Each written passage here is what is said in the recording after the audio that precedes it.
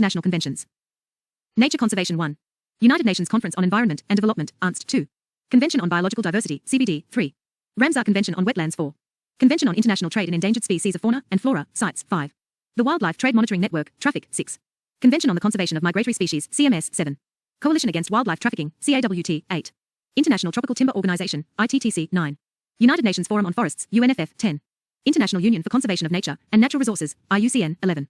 Global Tiger Forum, GTF. Hazardous Material 12. Stockholm Convention 13. Basel Convention 14. Rotterdam Convention. Land 15. United Nations Convention to Combat Desertification, UNCCD. Marine Environment 16. International Whaling Commission, IWC. Atmosphere 17. Vienna Convention and Montreal Protocol. 18. United Nations Framework Convention on Climate Change, UNFCCC, 19. Kyoto Protocol. 1. United Nations Conference on Environment and Development, UNST, also known as the Rio Summit, Rio Conference, Earth Summit held in Rio de Janeiro in June 1992. The issues addressed included systematic scrutiny of patterns of production, particularly the production of toxic components, such as lead in gasoline, or poisonous waste including radioactive chemicals, alternative sources of energy to replace the use of fossil fuels, which are linked to global climate change, new reliance on public transportation systems in order to reduce vehicle emissions, congestion in cities and the health problems caused by polluted air and smogs. The growing scarcity of water. The Earth Summit resulted in the following documents: Rio Declaration on Environment and Development, Agenda 21 Forest Principles. Moreover, 2 important legally binding agreements: 1. Convention on Biological Diversity, 2. Framework Convention on Climate Change, UNFCCC. The Rio Declaration on Environment and Development, often shortened to Rio Declaration, was a short document produced at the 1992 United Nations Conference on Environment and Development, UNST, informally known as the Earth Summit. The Rio Declaration consisted of 326. Shankar IAS account. All rights reserved. 27 principles intended to guide future sustainable development around the world. Agenda 21. Agenda 21 is an action plan of the United Nations, UN, related to sustainable development, and was an outcome of the United Nations Conference on Environment and Development, UNST, held in Rio de Janeiro, Brazil, in 1992. It is a comprehensive blueprint of action to be taken globally, nationally and locally by organizations of the UN, governments, and major groups in every area in which humans directly affect the environment. The number 21 refers to an agenda for the 21st century. Local Agenda 21. The implementation of Agenda 21 was intended to involve action at international, national, regional, and local levels. Some national and state governments have legislated or advised that local authorities take steps to implement the plan locally, as recommended in Chapter 28 of the document. Such programs are often known as Local Agenda 21 or LA21. Agenda 21 for Culture. During the First World Public Meeting on Culture, held in Porto Alegre, Brazil in 2002, it came up with the idea to draw up document guidelines for local cultural policies, a document comparable to what Agenda 21 meant in 1992 for the environment. The Agenda 21 for Culture is the first document with worldwide mission that advocates establishing the groundwork of an undertaking by cities and local government governments for cultural development. Rio +5. In 1997, the General Assembly of the UN held a special session to appraise 5 years of progress on the implementation of Agenda 21, Rio +5. The Assembly recognized progress as uneven and identified key trends including increasing globalization, widening inequalities in income, and a continued deep re-erosion of the global environment. The Johannesburg Summit. The Johannesburg Plan of Implementation, agreed at the World Summit on Sustainable Development, Earth Summit 2002, affirmed UN commitment to full implementation of Agenda 21, alongside achievement of the Millennium Development Goals and other international agreements. Rio +20. Rio +20 is the short name for the United Nations Conference on Sustainable Development, which took place in Rio de Janeiro, Brazil in June 2012, 20 years after the landmark 1992 Earth Summit in Rio. At the Rio +20 conference, world leaders, along with thousands of participants from the private sector, NGOs and other groups, came together to shape how we can reduce poverty, advance social equity, and ensure environmental protection on an ever more crowded planet. The official discussions focused on 2 main themes. 1. How to build a green economy to achieve sustainable development and lift people out of poverty, and 2. How to improve international coordination for sustainable development. At Rio +20, more than $513 billion was pledged to build a sustainable future. It signaled a major step forward in achieving the future we want. 2. Convention on Biological Diversity, CBD. CBD is a legally binding convention recognized for the first time that the conservation of biological diversity is a common concern of humankind and is an integral part of the development process. The agreement covers all ecosystems, species, and genetic resources. Objectives: the conservation of biological diversity, the sustainable use of its components, and the fair and equitable sharing of the benefits arising out of the utilization of genetic resources, including by appropriate access to genetic resources and by appropriate transfer of relevant technologies, taking into account all rights over those resources and technologies, and by appropriate funding. 3 main goals: the conservation of biodiversity, sustainable use of the components of biodiversity, sharing the benefits arising from the commercial and other utilization of genetic resources in a fair and equitable way. The Convention acknowledges that substantial investments are required to conserve biological diversity. It argues, however, that conservation will bring us significant environmental, economic, and social benefits in return. 320. Shankar. All rights reserved. Do you know? The current population of the greater adjutant stork is only 1,200, of which 80% are found in Assam. The bird's habitat has been greatly impacted by human development. Cartagena Protocol on Biosafety to the Convention on Biological Diversity. Biosafety refers to the need to protect human health and the environment from the possible adverse effects of the products of modern biotechnology. The Convention clearly recognizes these twin aspects of modern biotechnology. 1. Access to and transfer of technologies. 2. Appropriate procedures to enhance the safety of biotechnology technologies. Objective is to contribute to ensuring an adequate level of protection in the field of the safe transfer, handling and use of living modified organisms resulting from modern biotechnology that may have adverse effects on the conservation and sustainable use of biological diversity, taking also into account risks to human health, and specifically focusing on transboundary movements.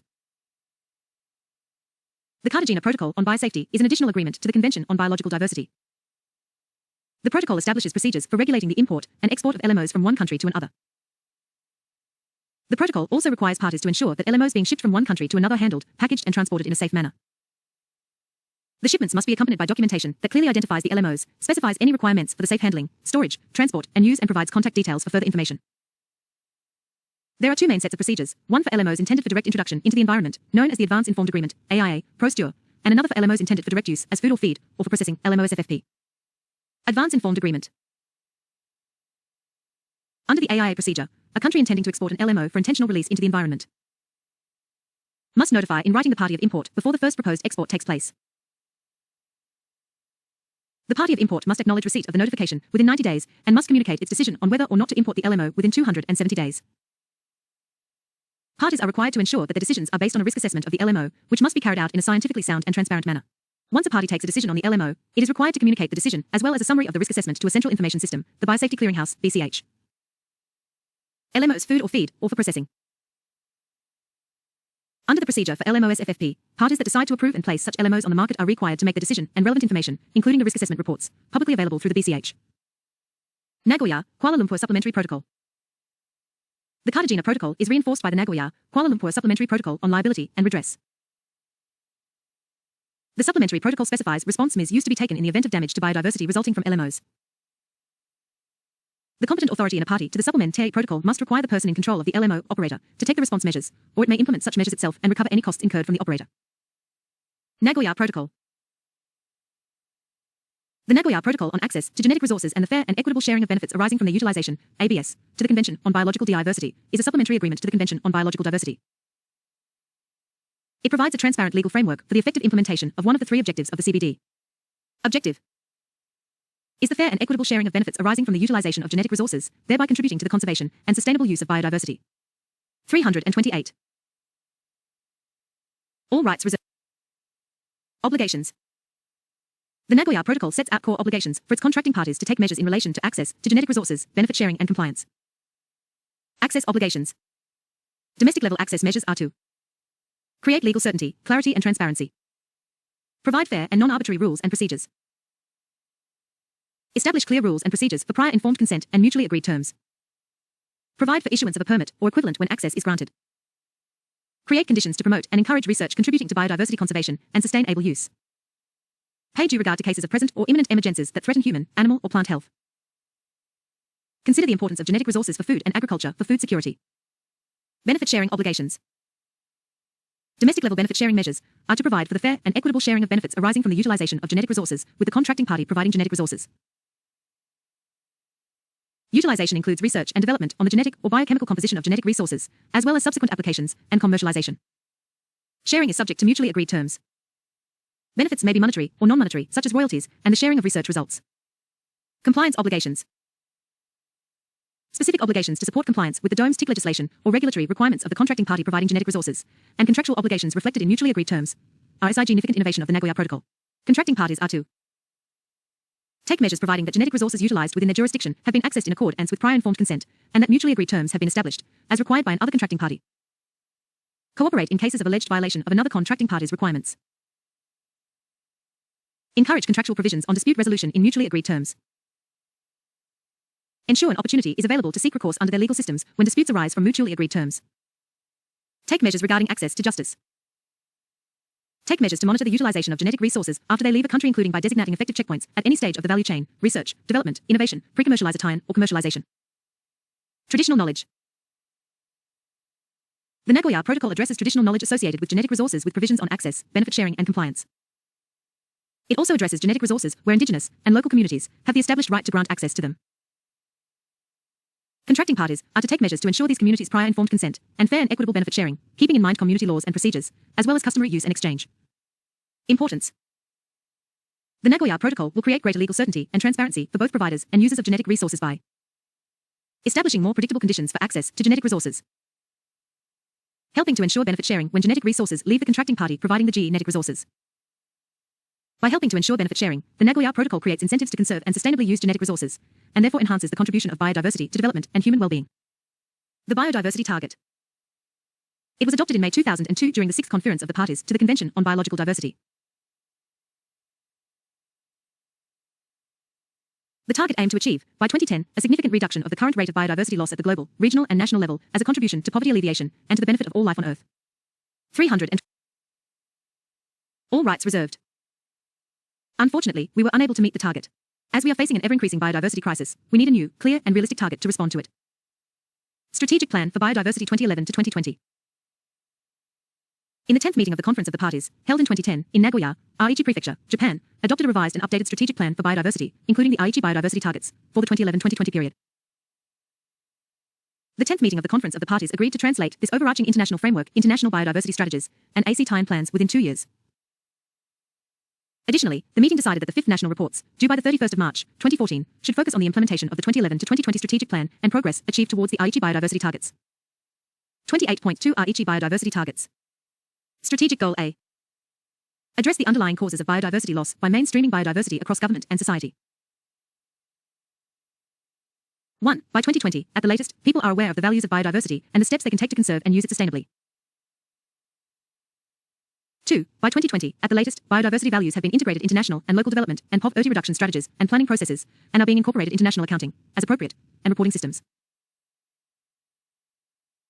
3. By 2020, at the latest, incentives, including subsidies, harmful to biodiversity are eliminated, phased out or reformed in order to minimize or avoid negative impacts, and positive incentives for the conservation and sustainable use of biodiversity are developed and applied, consistent and in harmony with the Convention and other relevant international obligations, taking into account national socio-economic conditions. 4. By 2020, at the latest, governments, business and stakeholders at all levels have taken steps to achieve or have implemented plans for sustainable production and consumption and have kept the impacts of use of natural resources well within safe ecological limits. Strategic Goal B. Reduce the direct pressures on biodiversity and promote sustainable use. 1. By 2020, the rate of loss of all natural habitats, including forests, is at least halved and where feasible brought close to zero, and degradation and fragmentation is significantly reduced. 2. By 2020, all fish and invertebrate stocks and aquatic plants are managed and harvested sustainably, legally and applying ecosystem-based approaches, so that overfishing is avoided. Recovery plans and measures are in place for all depleted species. Fisheries have no significant adverse impacts on threatened species and vulnerable ecosystems, and the impacts of fisheries on stocks, species and ecosystems are within safe ecological limits. 3. By 2020, areas under agriculture, aquaculture, and forestry are managed sustainably, ensuring conservation of biodiversity. 4. By 2020, pollution, including from excess nutrients, has been brought to levels that are not detrimental to ecosystem function and biodiversity.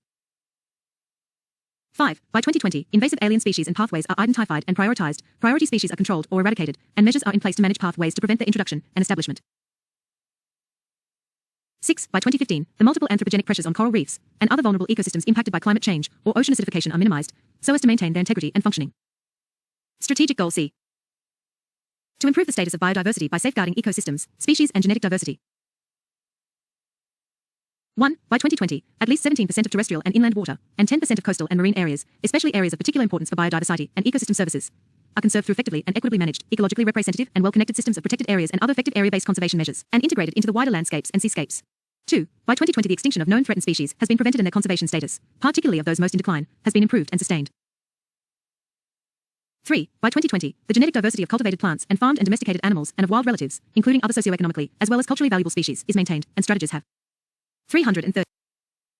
Shankar IAS. All rights reserved. Been developed and implemented for minimizing genetic erosion and safeguarding their genetic diversity. Strategic Goal D. Enhance the benefits to all from biodiversity and ecosystem services. 1. By 2020, ecosystems that provide essential services, including services related to water, and contribute to health, livelihoods and well-being, are restored and safeguarded, taking into account the needs of women, indigenous and local communities, and the poor and vulnerable. 2. By 2020, ecosystem resilience and the contribution of biodiversity to carbon stocks has been enhanced through conservation and restoration, including restoration of at least 15% of degraded ecosystems, thereby contributing to climate change mitigation and adaptation and to combating desertification.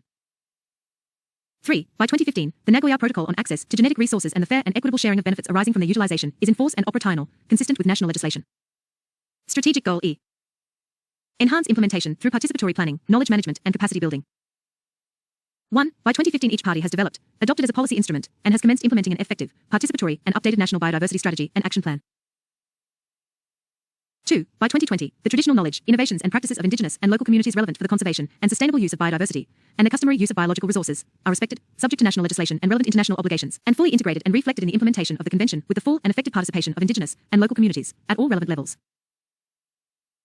3. By 2020, knowledge, the science base and technologies relating to biodiversity, its values, functioning, status and trends, and the consequences of its loss, are improved, widely shared and transferred, and applied. By 2020, at the latest, the mobilization of financial resources for effectively implementing the Strategic Plan for Biodiversity 2011 to 2020 from all sources, and in AC accordance with the consolidated and agreed process in the strategy for resource mobilization, should increase substantially from the current levels. This target will be subject to changes contingent to resource needs assessments to be developed and reported by parties. COP11 Hyderabad. One of the most important outcomes of the COP is the commitment of the parties to double the international financial flows for biodiversity by 2015. This will translate into additional financial flows to the developing countries to the tune of about $30 billion, equivalent to about IS 150,000 crore over the next 8 years. India has committed $50 million towards strengthening the institutional mechanism for biodiversity conservation in the country during its presidency of the Convention on Biodiversity, CBD, called the Hyderabad Pledge. The funds will be used to enhance technical and human capabilities at the national and state level mechanisms to attain the CBD objectives. The country has also earmarked funds to promote similar capacity building in developing countries. India formally took charge of the presidency of CBD from Japan for the next 2 years on October 8 at the inaugural of the 11th meeting of the Conference of Parties, COP11, to CBD. India has instituted together with UNDP Biodiversity Governance Awards. The first such awards were given during the COP11. It is now proposed to institute Rajiv Gandhi International Award for Harnessing Biodiversity for Livelihood. 28.3 Ramsar Convention on Wetlands. The Convention on Wetlands Waterfowl Convention is an intergovernmental treaty that provides the framework for national action and international cooperation for the conservation and wise use of wetlands and their resources. It was adopted in the Iranian city of Ramsar in 1971 and came into force in 1975, and it is the only global environmental treaty that deals with a particular ecosystem. Ramsar is not affiliated with the United Nations system of multilateral environmental agreements, but it works very closely with the other MIS and is a full partner among the biodiversity-related cluster of treaties and agreements. World Wetlands Day, the 2nd of February every year. Number of contracting parties, 163. 331. Shankar IAS Academy Environment. All rights reserved. No part of this material may be reproduced in any form or by any means without permission in writing. The conservation and wise use of all wetlands through local, regional and national actions and international cooperation as a contribution towards achieving sustainable development throughout the world. 3 pillars of the Convention. The parties have committed themselves to work towards the wise use of all their wetlands through national land use planning, appropriate policies and legislation, management actions, and public education. Designate suitable wetlands for the list of wetlands of international importance, Ramsar list, and ensure their effective management, and cooperate internationally concerning transboundary wetlands, shared wetland systems, shared species, and development projects that may affect wetlands. The Ramsar list. At the time of joining the convention, each contracting party designates at least one site for inclusion in the list of wetlands of international importance, the Ramsar list. The addition of a site to the Ramsar list confers upon it the prestige of international recognition and expresses the government's commitment to take all steps necessary to ensure the maintenance of the ecological character of the site. Transboundary Ramsar sites. An ecologically coherent wetland extends across NA tidal borders, and the Ramsar site authorities on both or all sides of the border have formally agreed to collaborate in its management and have notified the Secretariat of this intent. This is a cooperative management arrangement and not a distinct legal status for the Ramsar sites involved. The Montreux Record. Adopted by the Conference of the Contracting Parties in Brisbane, 1996, accompanying the guidelines for operation of the Montreux Record. The Montreux Record is a register of wetland sites on the list of wetlands of international importance where changes in ecological character have occurred, are occurring, or are likely to occur as a result of technological developments, pollution, or other human interference. It is the principal tool of the Convention and is maintained as part of the Ramsar list. Indian Wetland and the Montreux Record. Kealadio National Park, Rajasthan and Loktak Lake, Manipur have been included in Montreux Record in 1990 and in 1993 respectively. Chilika Lake, Orissa included in Montreux Record in 1993 have been removed in November 2002. It is placed on the Montreux Record due to problems caused by siltation and sedimentation, which was choking the mouth of the lake. Removed from the record in 2002 following rehabilitation efforts, for which the Chilika Development Authority received the Ramsar Wetland Conservation Award for 2002. IOPs. 5 global non-governmental organizations, NGOs, have been associated with the treaty since its beginnings and were confirmed in the formal status of International Organization Partners, IOPs, of the Convention. 1. BirdLife International, formerly ICBP. 2. IUCN, the International Union for the Conservation of Nature. 3. IWMI, the International Water Management Institute. 4. Wetlands International, formerly IWRB, the Asian Wetlands Bureau, and Wetlands for the Americas. 5. WWF, Worldwide Fund for Nature, International. The Changwon Declaration on Human Wellbeing and Wetlands. The Changwon Declaration highlights positive action for ensuring human well-being and security in the food tour under the themes water, climate change, people's livelihood and health, land use change, and biodiversity. India and Wetland Convention. India became a contracting party to the Ramsar Convention in 1981 and has been implementing conservation programs for wetlands, mangroves and coral reefs. India presently has 26 sites designated as wetlands of international importance. There is close coordination between implementing units of Ramsar with that of CBD at the national level. India took a lead role in the formulation of Ramsar guidelines on integration of wetlands into river basin management. The National Conservation Strategy and Policy Statements on Environment and Development, 1992, and National Water Policy, 2002, highlight conservation and sustainable development of wetlands. 330. Shankar IAS Academy. All rights reserved. No part of 28.4 sites. In the early 1960s, international discussion began focusing on the rate at which the world's wild animals and plants were being threatened by unregulated international trade. The Convention on International Trade in Endangered Species of Wild Fauna and Flora, CITES, is an international agreement between governments entered into force in 1975 and became the only treaty to ensure that international trade in plants and animals does not threaten their survival in the wild. Currently 176 countries are parties to CITES. CITES is administered through the United Nations Environment Programme, UNEP. A secretariat, located in Geneva, Switzerland, oversees the implementation of the treaty and assists with communications between countries. Protecting species from unsustainable trade. Species for which trade is controlled are listed in one of 3 appendices to CITES, each conferring a different level of regulation and requiring CITES permits or certificates. Appendix I includes species threatened with extinction and provides the greatest level of protection, including restrict times on commercial trade. Examples include gorillas, sea turtles, most lady slipper orchids, and giant pandas. Appendix II includes species that, although currently not threatened with extinction, may become so without trade controls. It also includes species that resemble other listed species and need to be regulated in order to effectively control the trade in those other listed species. Appendix III includes species for which a range country has asked other parties to help in controlling international trade. Examples include map turtles, walruses, and Cape stag beetles. Until COP13, these meetings were held every 2 years. Since then, COPs are held every 3 years. COP16 is scheduled to occur from March 3 to 14, 2013 in Bangkok, Thailand. CITES' role in conservation. Over the last several decades, CITES has helped ensure global conservation of species. The parties have adopted a 5-year strategic vision to guide CITES through 2013. The plan sets the following goals. Ensure compliance with an implementation and enforcement of the Convention. Secure the necessary financial resources and means for the operation and implementation of the Convention. Contribute to significantly reducing the rate of biodiversity loss by ensuring that CITES and other multilateral instruments and processes are coherent and mutually supportive. Do you know? The International Solar Alliance, ISA, is all set to usher in the introduction of solar energy technology to drive biodiversity conservation and livelihood activities at Chilika. 28.5. Traffic, the Wildlife Trade Monitoring Network. Traffic is a joint conservation program of WWF and IUCN. It was established in 1976 by the Species Survival Commission of IUCN, principally as a response to the entry into force during the previous year of the Convention on International Trade in Endangered Species of Wild Fauna and Flora, CITES. Traffic is an international network consisting of Traffic International, based in Cambridge, UK, with offices on 5 continents. Since its founding, Traffic has grown to become the world's largest wildlife trade monitoring program and a global expert on wildlife trade issues. This non-governmental organization undertakes its activities in close collaboration with governments and the Convention on International Trade in Endangered Species of Wild Fauna and Flora, CITES, Secretariat. Goal: to ensure that trade in wild plants and animals is not a threat to the conservation of nature. Vision is of a world in which trade in wild animals and plants will be managed at sustainable levels without damaging the integrity of ecological systems, and in such a manner. All rights reserved. No part of this material may be reproduced in any form. 29.1 Toxicology effects.